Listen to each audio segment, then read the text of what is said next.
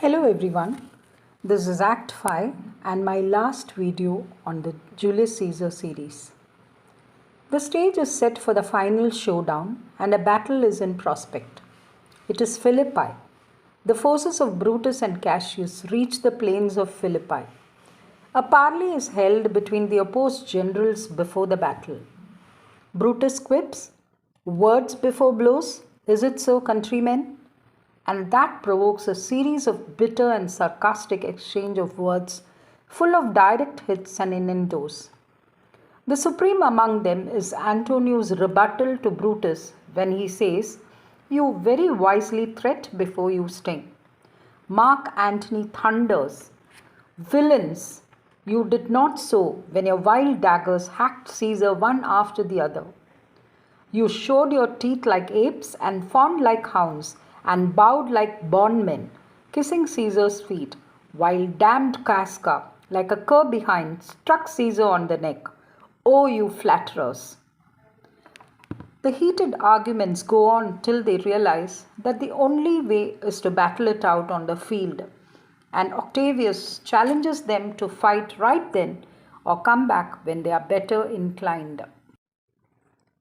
Cassius is ready for whatever outcome the day is to bring. He already has certain misgivings and forebodings.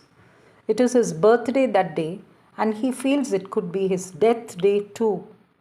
He says that though he strongly follows the Epicurean theory of not attaching any importance to omens and supernatural signs, he confesses to Messala that day he feels like believing in omens, for as they left Sardis, two mighty eagles. Now, eagles are considered as symbols of victory. So, two mighty eagles followed their battalion till Philippi. But as soon as they reached Philippi, they fled away, and instead there were ravens, crows, and kites flying over their heads, and looked upon them as though they were their prey. So, Cassius is downcast. Saying this, he asks Brutus, what is his plan if they lose the battle? Brutus says he finds death by suicide cowardly and vile.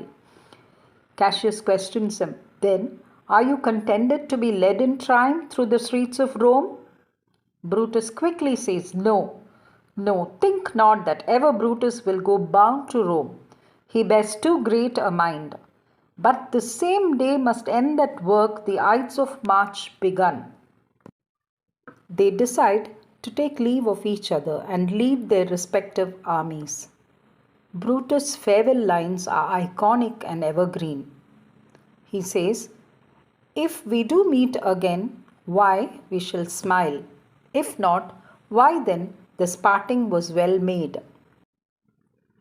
The scene ends with Brutus finding consolation in the thought that the suspense of the battle, who will win the battle, will end with the day. It will not be long drawn. Many of the scenes that follow are quite short, so I have compressed everything into one. The next scene reveals the initial success of Brutus against Octavius. The forces of Brutus have routed those of Octavius. But Cassius is no match to that trained general Mark Antony. He is beaten in the battle. Brutus' forces, instead of giving help to Cassius, get out of control and start pillaging and chasing the fleeing remnants of Octavius' men. Brutus does send a small contingent under Messala to inform Cassius of his success. But 1. It goes there too late. 2. It is not in the nature of a reinforcement. And 3. It is mistaken for a troop of pursuing hostile forces when watched from a distance. Here's what happens. Cassius, after being routed by Mark Antony, reaches a hill with Pindarus and Titinius. Titinius is sent to find out the nature and identity of the approaching troop, and Pindarus climbs the hill to have a view of the troop and Titinius. He reports to Cassius below that Titinius has fallen into the hands of the enemies, when actually he is surrounded by Messala and his friends sent by Brutus. A desperate Cassius directs Pindarus to fulfill his last duty, namely to save his master from ignominy of falling into the hands of his enemies by slaying him. The helpless Pindarus stabs Cassius and leaves for some unknown destination.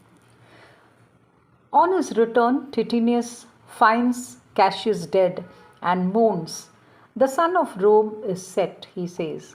He sends Messala to fetch Brutus, and in his grief and despair falls on his sword and dies.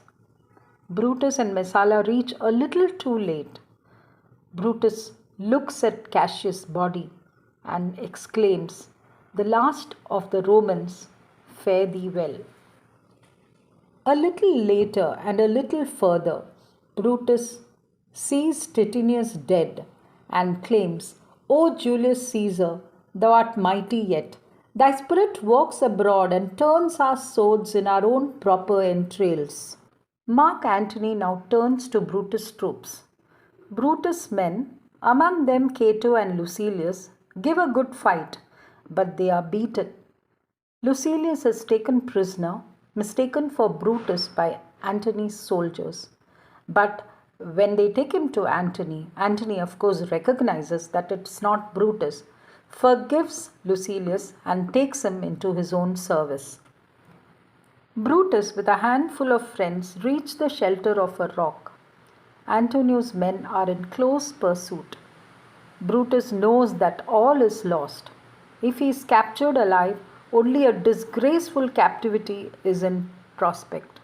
His friends refuse to do him the service of running a sword through him.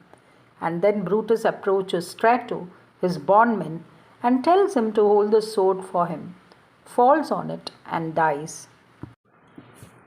Mark Antony reaches the spot a little later and pays the greatest tribute to Brutus. This was the noblest Roman of them all. All the conspirators, save only he, did that they did in envy of great Caesar. He only, in a general honest thought, and common good to all, made one of them. His life was gentle, and the elements so mixed in him that nature might stand up and say to all the world, "This was a man." Indeed, a great tribute to a great Roman. Octavius, on his part, assures that he will give Brutus an honorable burial. With this, the play ends. Thus begins the reign of a new Caesar, Octavius Caesar. The tragedy of Julius Caesar is the tragedy of Brutus as well. It is a moral crisis in the life of Brutus that is presented to us in the play, and his complete failure to rise equal to it and save his soul. The conflict between this moral idealism in Brutus and his compelling patriotism, which made him kill Caesar. This inner conflict is the essence of the tragedy. In the end, Brutus admits that he is happier when he flings himself on his own sword than when he sticks it into Caesar's writhing frame, and he is better dead than alive. Death comes as a relief, a liberation. Friends, I lived through this play for my own fulfillment. If by listening to this you have gained something, I am happy. Thank you for your encouragement, support, and love.